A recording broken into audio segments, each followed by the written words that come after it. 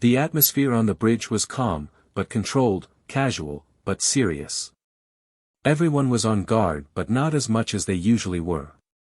No major wars, no serious fighting, no pirate activity, it was just a simple routine patrol on a backwater system bordering Confederacy space. I sat at my engineering console and pored over some minor scanning data from weeks ago. I took a deep breath, my beak chattering idly while I looked at some minor energy readings from the local star.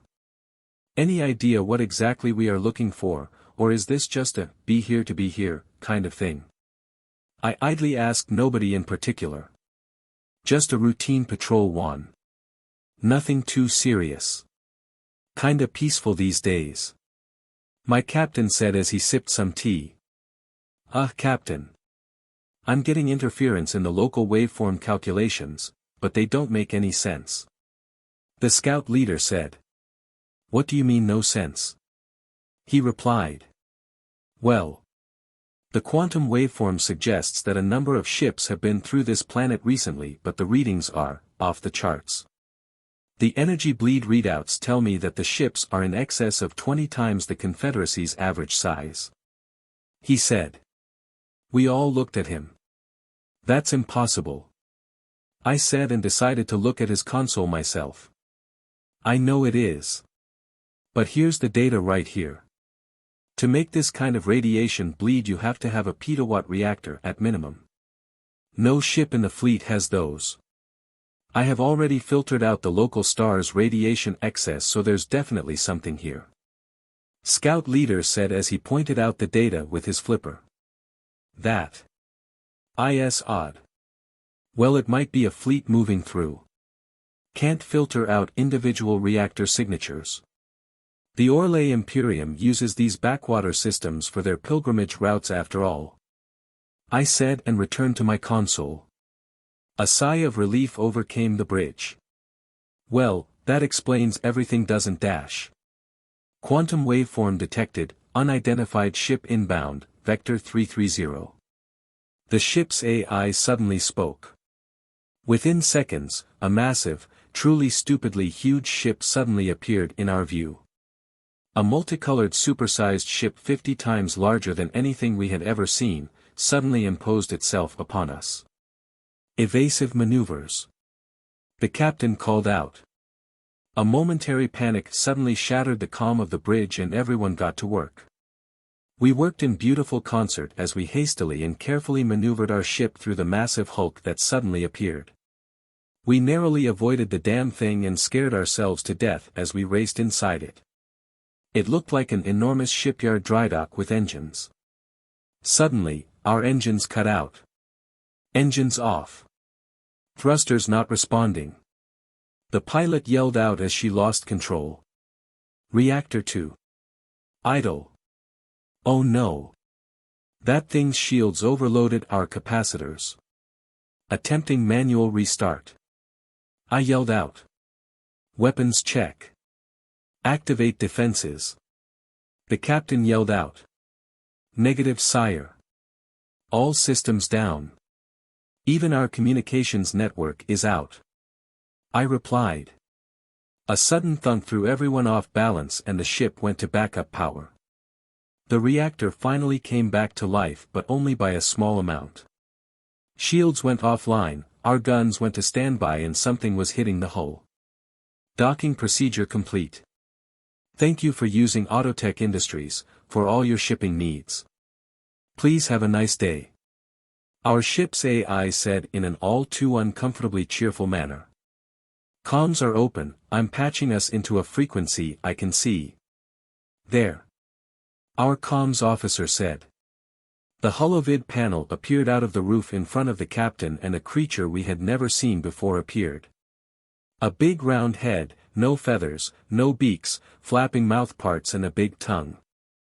Frontways eyes and rows of white teeth, indicating a predatory species. It had strange tufts of fur around it, red on top, red on its upper lip but none anywhere else. It started talking to us, the language incoherent and babbling. It pressed a few buttons on a console hidden from view and the AI spoke again. Auto-translation software installed, archive access granted. Please hold. A few tense moments followed. How long would this take? Procedure complete. Veridiani translated to common English. Have a nice day. A loud groan of boredom, followed by the creature speaking followed. Thank you for using Autotech Cargo Freight, the #1 cargo freighter transport service. Please follow standard safety procedures and disembark from your craft. Today's canteen meal is meatloaf with ice cream sundae and selected coffees are on sale.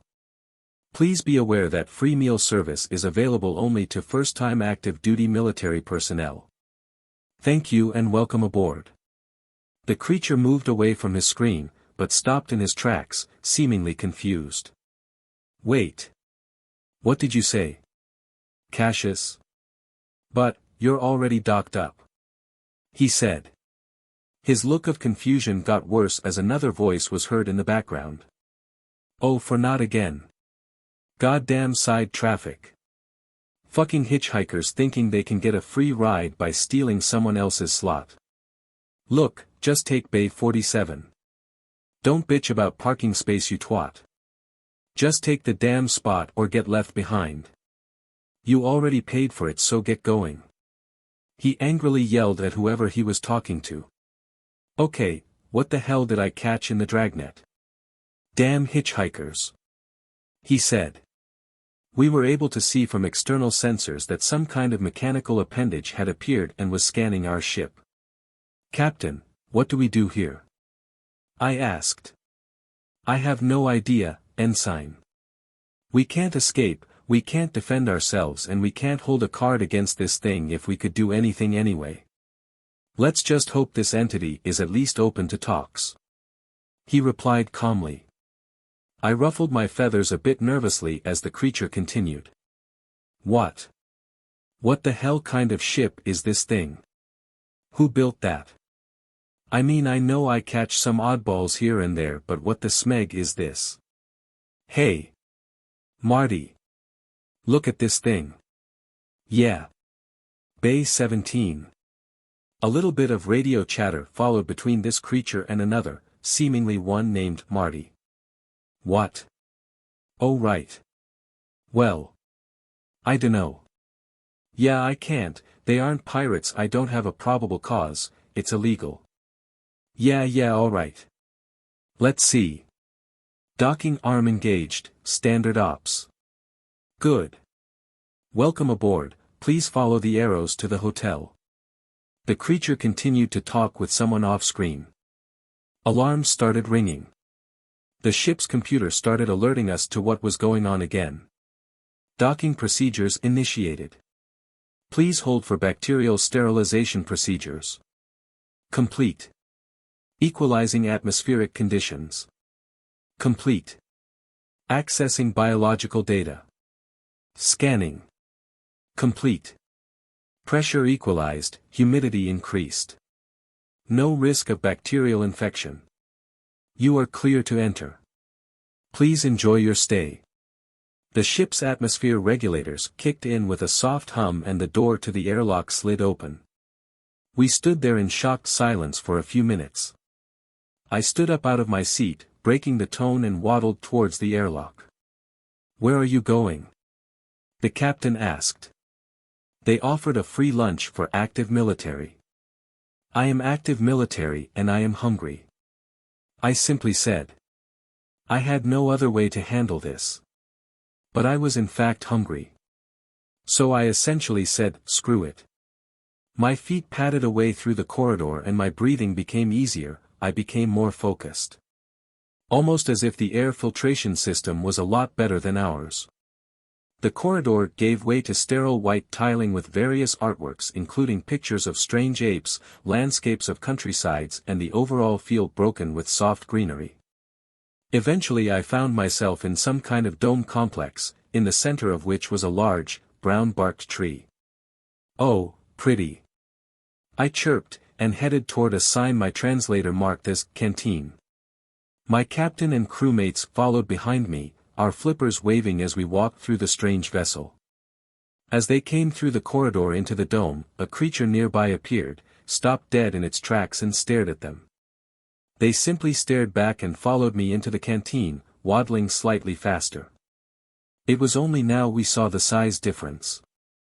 They were 4 times our size. Did somebody lose a shipment of mutant penguins? The creature said as we passed by. We ignored it and headed for the canteen. Almost immediately on entering the door my senses were overwhelmed by a massive number of delicious, delightful sights, sounds and scents. I couldn't help myself and stood there sniffling about.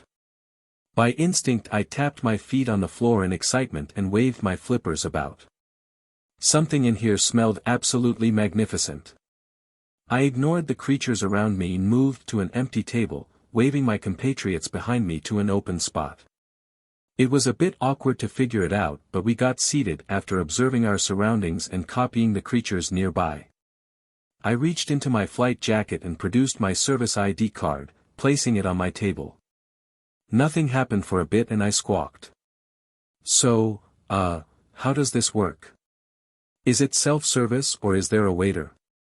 I asked, my translator making sense of my squawking to the creatures. Oh my god. Sentient space penguins. One creature said. Hey Mel. 24 orders of the Milserve special. One creature yelled out, snapping everyone out of their stupor. 24. Well shit, we got a fleet order up today or what? A voice asked from behind the counter. Nope. Aliens. We caught a Xeno ship on the dragnet on our last pass. Another voice said. That voice was that same creature we saw on the holovid screen. You what? The voice behind the counter squealed in shock, then appeared out of a door to the side. Get back in there and cook. I'm the captain here, I'll handle this.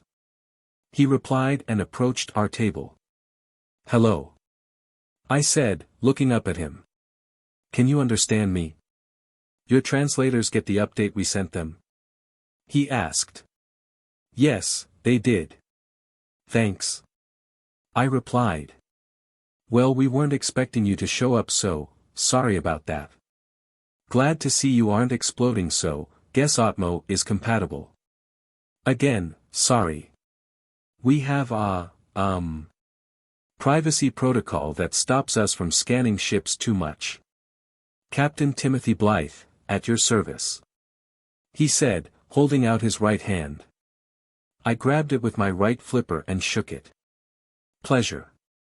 Engineering Ensign Codsworth V. That over there is the captain. I said, pointing at my senior officer. Oh God, he's wearing a little Napoleon hat. A voice said behind us. Timothy looked at the voice and glared at them with a death stare. Sorry about my crewmates, Before we begin, I have things to ask. Do you have any allergies to certain foods? Herbivore, carnivore or omnivore, and, do you eat any kind of dairy or milk products? Carnivores, but not obligate, we can eat some veggies in small amounts. As for dairy, we're fine with it. Capsaicin and alcohol are poisonous to us. Sugar is fine though. I replied, my beak spreading open a bit and squishing itself to try to mimic their smile. Righto. I will have your meals shortly. He replied with a smile. One thing before you go. What in the blue blazes is this thing? I said, gesturing to the ship around me. Long-range cargo freighter. It's a mobile drydock that uses the reactors of other ships to extend the effective ranges of our FTL drive, allowing us to jump almost across the entire galaxy or to basically any point. We use these ships to reduce jumps from 20 jumps to 1 jump, drastically reducing travel times and making routes a lot safer.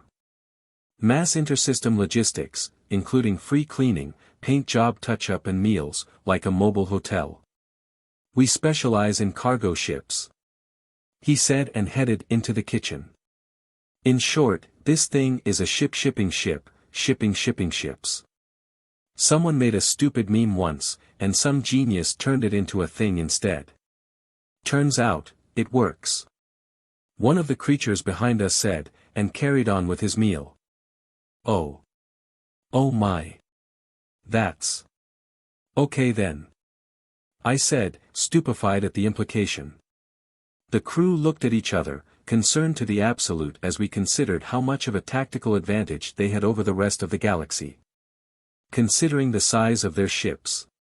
And the armaments. These were just cargo ships and they had better guns than one of our battleships. We could only imagine what nightmares their actual warships were.